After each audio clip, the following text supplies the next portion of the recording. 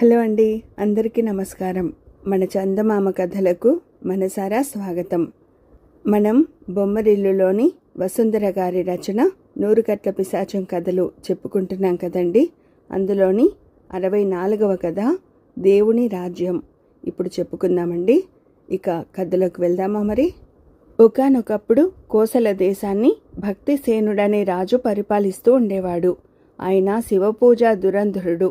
తను నిత్య పూజలు చేయడమే కాక దేశంలోని ప్రజలందరూ కూడా విధి నియమం తప్పకుండా ప్రతిరోజు శివపూజ చేయాలని శాసించాడు.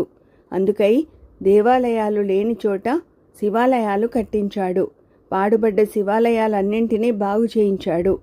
రాజుకు రాజ్యపాలనపై బొత్తిగా దృష్టి లేదని గ్రహించిన మంత్రి దేవనాథుడు, ప్రభు, తమరు రాజు కాగానే కొత్త మార్పులు ప్రవేశపెడతారని, తమ తండ్రి గారి హయాంలో జరిగిన కొన్ని లోపాలు తొలగిస్తారని ప్రజలు ఆశిస్తున్నారు. వారి ఆశలు నెరవేర్చడానికి గాను మీరు ప్రజాపాలన గురించి మంత్రులతో చర్చించవలసి ఉంది అని కోరాడు. మా తండ్రి హయాంలో శివపూజకు ప్రాముఖ్యతను ఇవ్వకపోవడమే పెద్ద లోపం.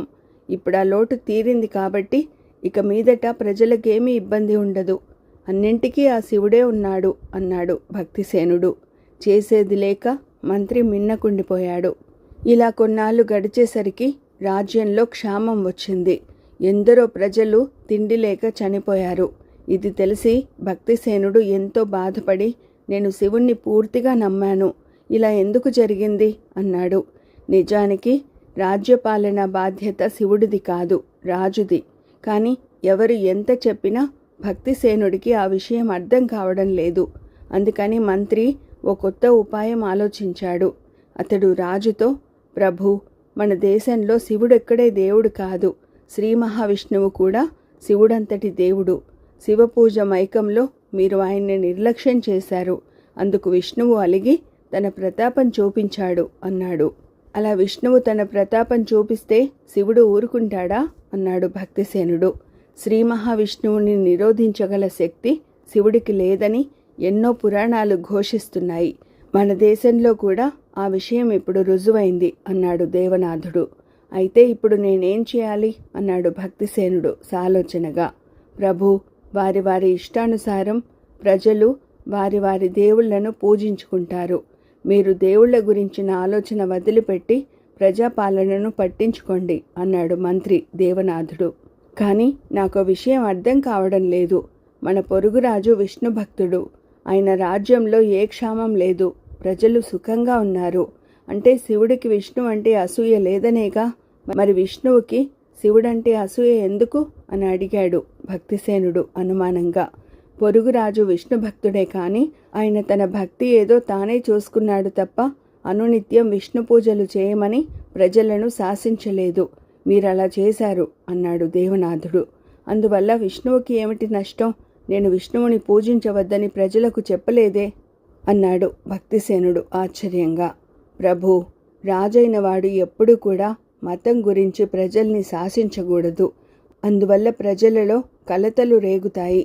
మీ కారణంగా మన రాజ్యంలో శివభక్తులందరిలోనూ అహంకారం పెరిగిపోయింది. వాళ్ళు విష్ణు భక్తులను హేళన చేసి హింసిస్తున్నారు. ప్రజల్లో మత కలహాలు చెలరేగుతున్నాయి. విష్ణువుకు కోపం వచ్చిందంటే రాదు అన్నాడు మంత్రి. ఆ మాటలకు భక్తిసేనుడి కళ్ళు ఎర్రబడ్డాయి. ఆయన ఆవేశంగా, అయితే నేనిప్పుడు శాసనం మారుస్తున్నాను. దేశంలోని ప్రజలందరూ విధిగా ప్రతిరోజు విష్ణు పూజ చేయాలి. ప్రతి ఊరికి ఒక వైష్ణవాలయమైనా నిర్మించాలి. పాడుబడ్డ వైష్ణవాలయాలన్నీ బాగు చేయించాలి.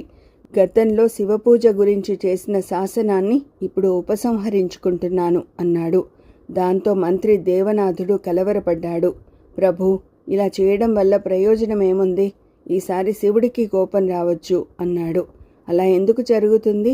నేను శివుడికి చేయగలిగినంత చేశాను. ఇష్టమున్న ప్రజలు ఇప్పటికీ శివుణ్ణి పూజించుకోవచ్చు. అదీ కాక విష్ణువుకి కోపం రావడం వల్ల దేశంలో క్షామం ఏర్పడింది. దాన్ని శివుడు నిరోధించలేదు. అంటే విష్ణువే శివుడి కంటే బలమైన దేవుడు. బలవంతుల్నే నేను ఆరాధిస్తాను అన్నాడు భక్తిసేనుడు.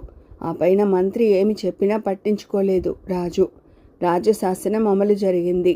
ఆ సంవత్సరం దేశంలో ఎన్నడూ ఎరగని వరదలు వచ్చాయి. ప్రకృతి భీభత్సానికి గురై ఎందరో మరణించారు. ఎన్నో ఇళ్ళు కూలిపోయాయి. ప్రజలు నిరాశ్రయులైపోయారు. మంత్రి రాజుతో, ప్రభు, మీ శాసనం కారణంగా విష్ణు భక్తులంతా అహంకరించి శివభక్తులపై తమ పాత పగలు తీర్చుకున్నారు. అందువల్ల శివుడికి ఆగ్రహం వచ్చి గంగను భూమిపై వదిలాడు అన్నాడు. భక్తిసేనుడు ఏమాత్రం కలవరపడకుండా బలం విష్ణువుకే కాదు శివుడికి ఉందని, తనకి అవమానం జరిగితే ఆయన సహించడని, ఆయనకి కోపం వస్తే విష్ణువు కూడా నిరోధించలేడని ఇప్పుడు ప్రజలందరికీ రుజువైంది. నాకెంతో సంతోషంగా ఉంది అన్నాడు. రాజు మాటలకు దేవనాథుడు తెల్లబోయాడు. ప్రభు, ప్రజల కష్టాలు మీ మనసును కదిలించడం లేదా అన్నాడు. నేను దైవభక్తుణ్ణి. ఈ రాజ్యం దేవుడిది. నేను దేవుణ్ణి నమ్మాను. ఆ నమ్మకం వమ్ము అయితే ఆయన్ని చిన్నబుచ్చలేను. ఆయన గొప్పవాడని రుజువైతే సంతోషించకుండా ఉండలేను అన్నాడు భక్తిసేనుడు. ప్రభు, మన రాజ్యంలో కొన్ని ప్రాంతాల్లో వానలు పడక క్షామం తాండవిస్తోంది. కొన్ని ప్రాంతాల్లో వానలు ఎక్కువైపోయి వరదలు వస్తున్నాయి. ఒక ప్రాంతపు నీటిని మరో ప్రాంతానికి తరలించే నీటిపారుదల సౌకర్యాలు ఏర్పాటు చేయడం వల్లనే పొరుగు రాజ్యం సుభిక్షంగా ఉంది. ఈ విషయం నేను తమ తండ్రి గారికి ఎన్నోసార్లు చెప్పాను. ఆయన ఆ బాధ్యతను మీకు వదిలిపెట్టారు అన్నాడు దేవనాథుడు. కానీ ప్రకృతి ప్రతాపాన్ని పథకాలతో అణచగలమని నేను అనుకోవడం లేదు. ఆ పథకాల కోసం ఖజానాలో డబ్బు వాడడం వృధా. ఆ డబ్బుని పొదుపు చేయడం వల్ల అవసరమైనప్పుడు అక్కరకొస్తుంది, లేదా ఇబ్బంది పడాల్సి వస్తుంది. అందుకని అన్నింటికీ నేను దేవుణ్ణే నమ్ముకున్నాను. ఇక మీదట దేశమంతటా ప్రతి ఒక్కరూ ప్రతిరోజు విధిగా నియమం పాటిస్తూ శివార్చన, విష్ణు పూజ చేయాలని శాసనం చేస్తున్నాను అన్నాడు భక్తిసేనుడు. అలా మళ్ళీ కొత్త శాసనం ప్రకటించబడింది. ఆ సంవత్సరం దేశంలో ప్రతి చోట వానలు పడ్డాయి. వరదలు రాలేదు. విత్తు చల్లిన ప్రతి రైతుకి రెట్టింపు దిగుబడి వచ్చింది. అందుకు భక్తిసేనుడెంతో సంతోషించాడు. అదంతా దేవుడి గొప్పతనమేనని మంత్రికి చెప్పాడు. భక్తి విషయంలో రాజు పరమ మూర్ఖుడని దేవనాథుడికి స్పష్టమైంది. ఏమనాలో తెలియక రాజు చెప్పింది మౌనంగా విని ఊరుకున్నాడు. శివకేశవుల విషయంలో తను పొందిన అనుభవాన్ని కథలుగా వ్రాయించి ప్రజల్లో ప్రచారం చేయించాడు భక్తిసేనుడు. శివకేశవులు సమాన మహిమ గలవారని, అది అర్థం చేసుకుని ఇద్దరినీ సమానంగా గౌరవించి పూజించాలని, అప్పుడు తమకున్న కీడు తొలగిపోయి మేలు జరుగుతుందని ప్రజలు అనుకున్నారు. అందువల్ల భక్తిసేనుడి శాసనాన్ని ప్రజలు మనస్ఫూర్తిగానే అమలు చేయసాగారు. అలా ప్రజల్లో మత సామరస్యం, మత సహనం ఏర్పడ్డాయి. అయితే రాజులాగే ప్రజలు కూడా అన్నింటికీ దేవుడిని నమ్ముకోవడం వల్ల వారు తమ కాలాన్ని పంట పొలాల్లో కంటే ఎక్కువగా దేవాలయాల్లో గడపసాగారు. ఫలితంగా కోసల రాజ్యంలోని ప్రజలు క్రమంగా పేదవారు కాసాగారు. అయినప్పటికీ దేవుణ్ణి నమ్మిన కారణంగా వారందరూ ఎంతో తృప్తిగా జీవిస్తున్నారు. ప్రజలకు డబ్బు కంటే తృప్తి ముఖ్యం. డబ్బివ్వలేని సంతోషాన్ని కూడా తృప్తి ఇవ్వగలదు. ఇక మీదట నా ప్రజలకు దిగులనేది ఉండదు, ఎప్పుడు సంతోషంగానే ఉంటారు అని భక్తిసేనుడు సంతోషపడ్డాడు. అయితే ఆయన సంతోషం ఎంతో కాలం నిలబడలేదు. ఒక సంవత్సరం ఆ రాజ్యంలో కొన్ని ప్రాంతాల్లో కరువు, కొన్ని ప్రాంతాల్లో వరదలు వచ్చాయి. అన్ని చోట్ల పంటలకు తీరని నష్టం వాటిల్లింది. మంత్రి దేవనాథుడు రాజుతో, ప్రభు, ఈ సమయంలో ప్రజలకు తమ సాయం అవసరం. అందుకుగాను తమరు సైనికుల్ని వినియోగించండి. కోటలో ఉన్న ధాన్యపు నిల్వల్ని, డబ్బుని ప్రజ కోసం ఖర్చు చేయండి అని మొరపెట్టుకున్నాడు. కోశాగారంలో డబ్బుతోనూ, ధాన్యాగారంలో దినుసులతోనూ ప్రజల సమస్యల్ని తొలగించాలనుకుంటే అవి వట్టిపోవడానికి ఎన్నాళ్ళు పట్టదు. తర్వాత ఏం చేస్తాం? ఇప్పుడు నాకు అర్థమైంది. ఇంతకాలం మనం కొలిచిన ఆ దేవుళ్ళిద్దరిని మించిన దేవత శక్తిమాత. ఆ మాతకి పూజ చేసి మన సమస్యలకు శాశ్వత పరిష్కారం తెలుసుకుంటాను అంటూ రాజు ఓ గదిలోకి వెళ్ళి శక్తి పూజ ప్రారంభించాడు. ఆనాటి నుండి ఆయన ఆ గది వదిలి బయటకు రావడం మానేశాడు. మంత్రులతో చర్చించడం మానేశాడు. శక్తిమాత పరిష్కారం చెప్పే వరకు తను ప్రజల ముఖం చూడనని ఆయన ఖచ్చితంగా చెప్పేశాడు. ఇదే సమయం అనుకుని పొరుగు రాజు పెద్ద సైన్యంతో కోసల రాజ్యం మీదకు దండెత్తి వచ్చాడు.